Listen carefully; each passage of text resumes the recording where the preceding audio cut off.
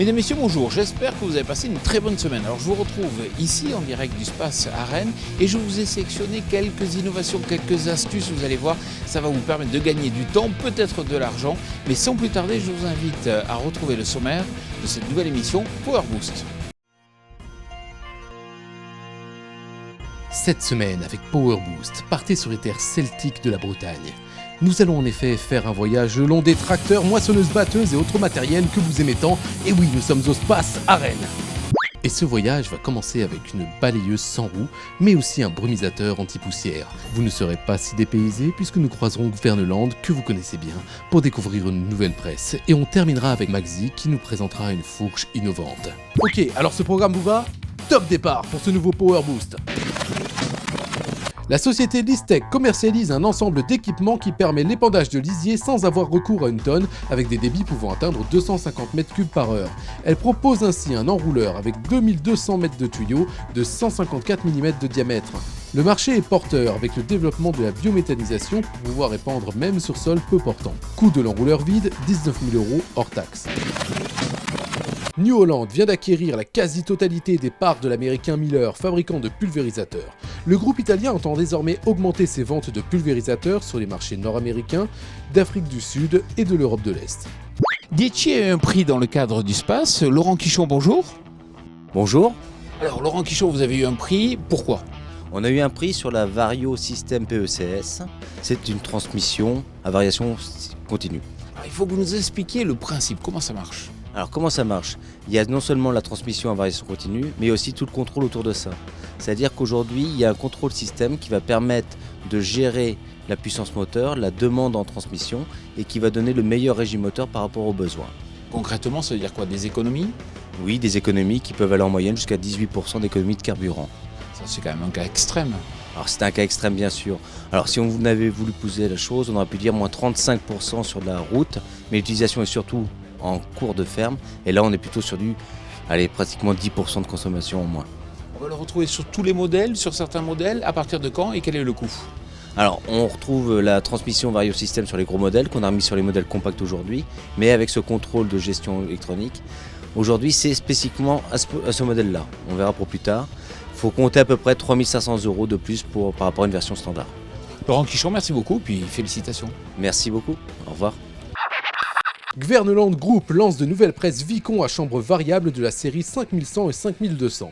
On peut remarquer un nouveau système de liage Powerbind simplifié qui permet une injection du filet dans la chambre avec un bec de canard qui s'ouvre et se ferme automatiquement. Par ailleurs, on note 3 pré-réglages de la densité afin d'accélérer et d'automatiser le travail de l'opérateur.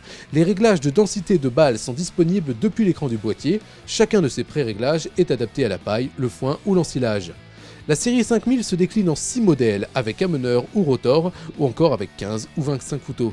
En fonction du modèle, ces presses réalisent des balles de 1,65 à 2 mètres de diamètre, avec des pick-up en 2 ou 2,20 mètres.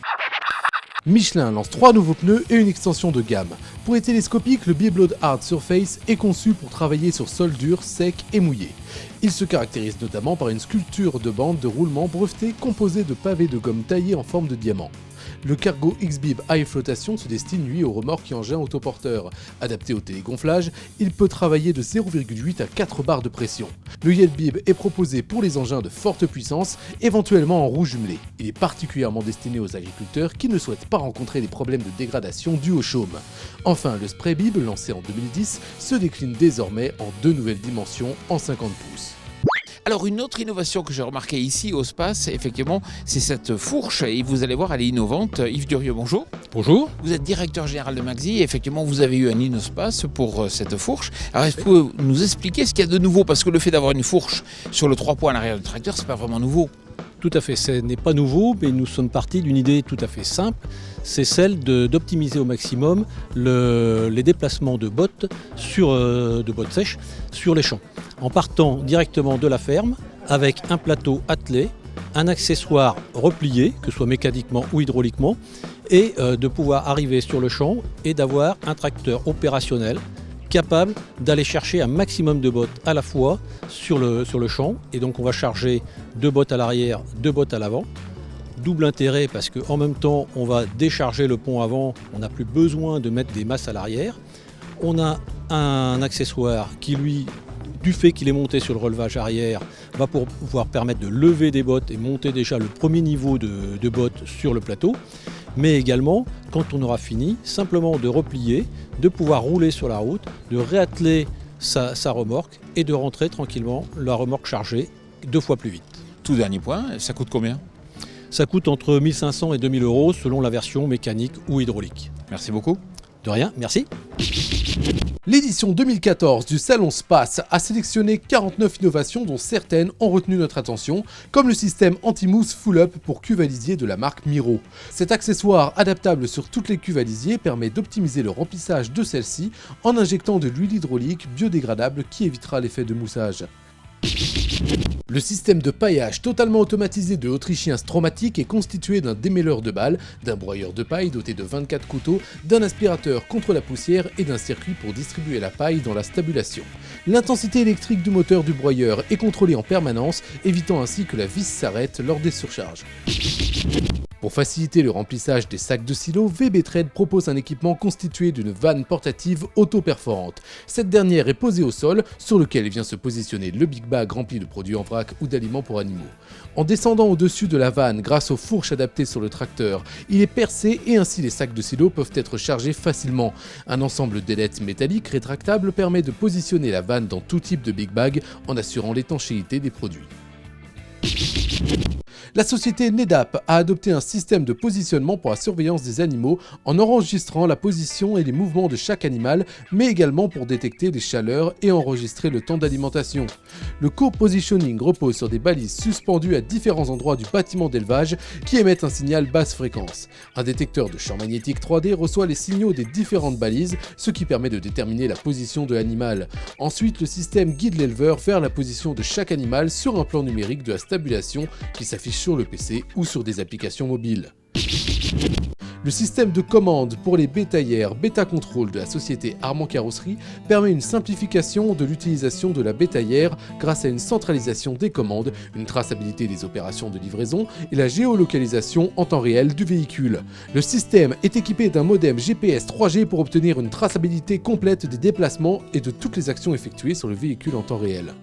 Alors si vous aussi vous en avez marre, chaque fois que vous paillez votre étape, de voir qu'il y a des nuages de poussière, il existe une solution toute simple et c'est une entreprise française de l'Ille-et-Vilaine qui a trouvé la solution. C'est Euromark. Marc Muller, bonjour. Bonjour. Alors c'est vrai qu'il ne fallait pas être sorti de Saint-Cyr de Polytechnique pour imaginer qu'avec de l'eau, de la brumisation, on était capable de rabattre la poussière. D'où est venue l'idée? C'est en travaillant avec des éleveurs, tout simplement, qui a des contraintes au niveau allergie et des assureurs qui a des contraintes d'incendie, qui nous ont donné l'idée tout simplement de brumiser à l'extérieur des machines un fin brouillard. Alors quel est le principe? Comment ça fonctionne? Le principe est simple, on part d'une pompe, d'un réservoir, une pompe électrique avec un réservoir de 100 litres, 2 buses à la sortie, de l'eau et un interrupteur en cabine pour actionner. Et puis on peut mettre aussi des adjuvants? Tout à fait, on peut mettre des additifs désinfectants pour la paille, pour les poulaillers et autres, tout simplement. Et toute dernière question, quel est le prix pour cet équipement? Le prix, il faut compter 1 500 1 600 euros. Merci beaucoup. Je vous en prie, merci. Alors l'idée c'est effectivement d'utiliser les drones en agriculture, d'avoir la capacité de voler à 150 mètres, de faire toute une série de photos de façon très précise, 1 à 2 photos par seconde, grâce à un GPS de pouvoir mettre bout à bout toutes ces photos et surtout d'en tirer des économies possibles pour l'agriculteur. Voilà, tout à fait. L'agriculteur tire même à coup sûr des économies de l'utilisation du drone dans plusieurs niveaux. Déjà par une possibilité d'augmentation du gain de rendement, par une amélioration de la qualité, et puis éventuellement en utilisant le drone en tant que télépilote pour faire des prestations pour des tiers.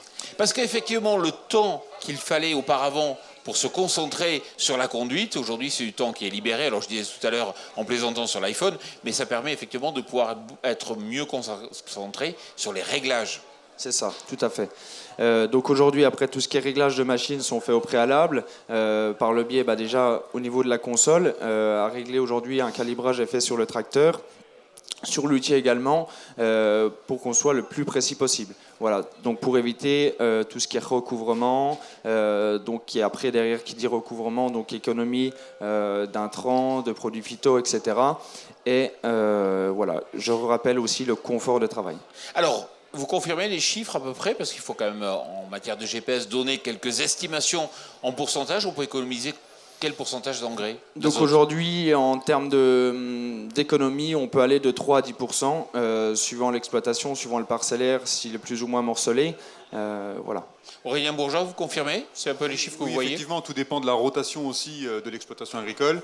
On parle de 3 à 10% de gain d'intrants. On peut aussi parler de 13% de gain de temps quand on est en travail du sol. C'est des recouvrements de 13% qui existent à l'heure d'aujourd'hui. Et gain de temps signifie moins d'usure du matériel aussi, puisque le tracteur travaille moins, les outils travaillent moins. C'est ça, l'homme travaille moins, confort de travail, on rejoint ce que dit Latitude.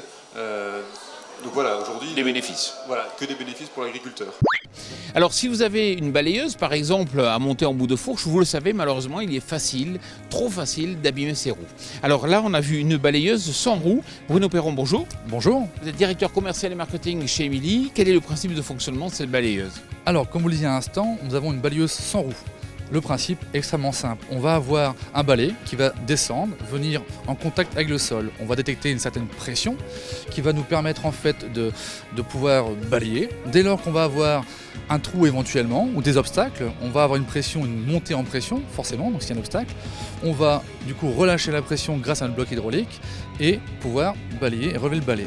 Lorsqu'on va avoir un trou par exemple, on aura une chute de pression, on va aller remettre de la pression sur le balai, vous verrez on va pousser le balai vers le bas pour aller balayer dans le fond et retrouver la même pression.